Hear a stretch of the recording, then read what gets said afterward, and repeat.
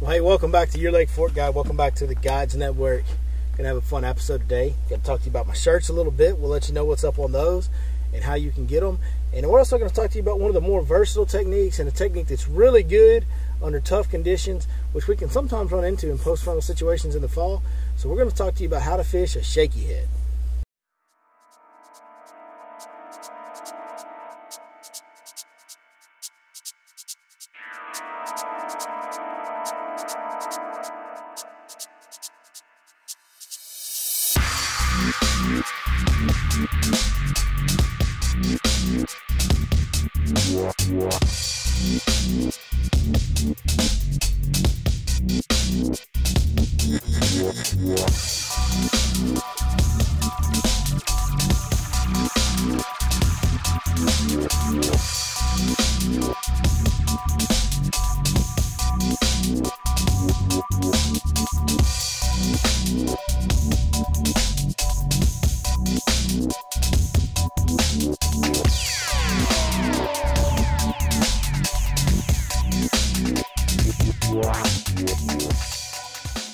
Alright guys, so these shirts right here, the shirt that I'm wearing right now, quarter zip, got a hood,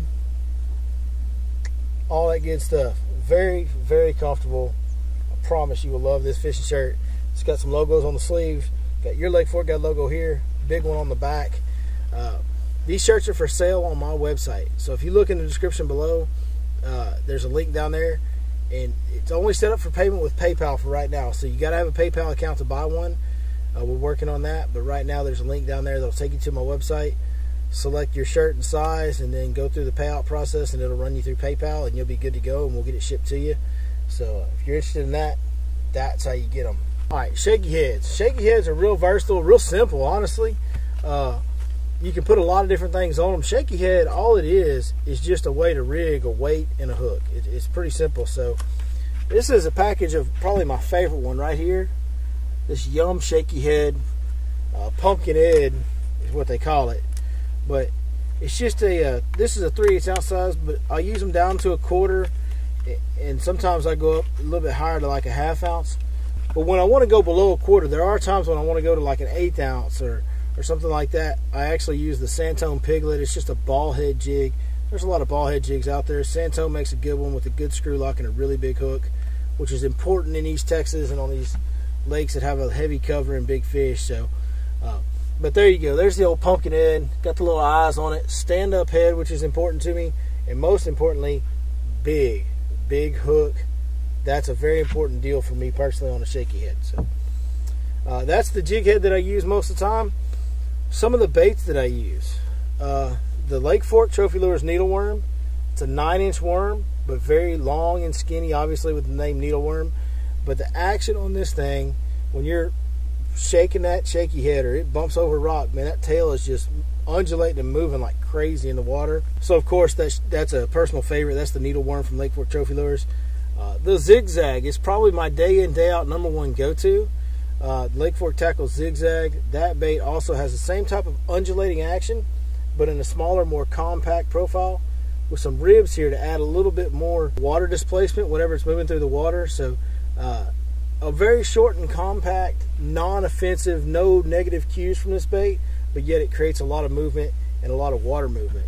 And then one of my personal favorites that's not really talked about, this is the Lake Fork Tackle Crawl Tube. And they do have a few in stock right now. Not a lot of colors available, but there are a few of the crawl tubes in stock. But when you put this on a shaky head, it profiles so much like a crawfish coming across the bottom in a defensive posture that is unbelievable. This is great for sight fishing. This on a shaky head, phenomenal sight fishing bait. Phenomenal bait for flipping timber in a creek channel. You can do a lot of things with this. You can drag it off a ledge out deep. Just a great shaky head bait that nobody really talks about, the LFT crawl tube. And of course, you can just put you a regular old ribbon tail worm on there as well, which is what's rigged up on here right now. And it'll stand that worm up and make that tail do some dancing and stuff, and get you some bites on a day when they're just a little bit more subtle, and they don't really want as aggressive in action. You can go real slow with this, keep that tail standing up, keep it in their face for a long time. So for my rod, reel, and line setup, I've got my Limit 5 Series 7.2 medium heavy Something around the 7-foot medium heavy is going to be ideal. Same thing you want to throw a Texas rig on is going to be what you throw this on. Same reel. I've got, a high-speed reel is fine on a shaky head. This is a 6-3-1. Honestly, if I had, my ruthers, I'd throw it on a high-speed like a 7-1 reel on a shaky head. 17-pound fluorocarbon always gets the job done on Texas rigs. Shaky head, it is perfect for as well. Love 17-pound fluorocarbon on a shaky head. So that's it. That rod is really a key deal. It's very lightweight and very, very sensitive. Some of these bites you get on the shaky head aren't always real vicious. They're not always a real hard bite. So it's important to have a good sensitive rod, which we have here with the Limit 5. All right, guys, so for a retrieve on a shaky head, it's as simple as it gets. If you know how to fish a Texas rig, you know how to fish a shaky head. You're just going to throw the bait out there, and it's literally just, most of the time a drag will work. Just drag it. Let it get to the bottom and then just drag it. Reel up your slack. You never move the bait with your reel handle. All you do is you reel up your slack and then you drag the bait or hop it. If you want to hop it, you can give it some hops. Give it a little bit of shaking, pop it a little bit, jump it up off the bottom, whatever you want to do. It's a very versatile bait. I prefer the slow drag, but you can really, there's no wrong way to do it. You can kind of do it any way you want to. I tend to keep it right on the bottom or just a very light shake. But the big key is you never move the bait with your reel handle. You drag, and you point down, and reel up your slack. That's going to keep you in contact with your bait at all time. It's going to keep your bait in contact with the bottom at all time. It's going to allow you to have the sensitivity you need to pick up those light bites that you're going to get on a shaky head. Now, the reason I use a big hook, this is one of the big reasons. Some people on a shaky head will tell you just to reel into it. They may throw it on spinning gear. They're doing a different type deal. We fish heavy cover, we fish timber, we fish vegetation, we fish rock. We fish some heavy, hard stuff around here. We've got bigger than average bass. So I want a big hook. With having a big hook, I need to set it. I need to set this hook like I'm setting a flipping jig, like I'm setting a big heavy Texas rig or anything else. So when I get a bite, if I feel a bite right now, I'm going to point down, check that fish up, make sure he's got it. Once I know he's moving with it, I'm going to hit him as hard as I can possibly hit him. You really want to put a lot of sudden force into that hook set. That's a big heavy wired hook. You've got to have a lot of sudden thump to drive it through.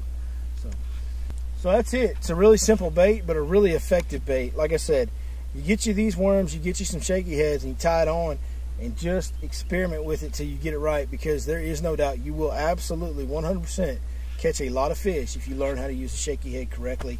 All right, guys, we appreciate you watching your Lake Fork Guide as always. We hope that helps you out. Hope that helps you put a few more fish in the boat. Hey, get up on these shirts while they're here. Just got a limited number, so if you're into them, you like them, you want to get one, don't wait. Let me know right away because they're going to go fast. Hey, if you like this video, do me a favor, hit that thumbs up. If you want to see more, be sure and subscribe.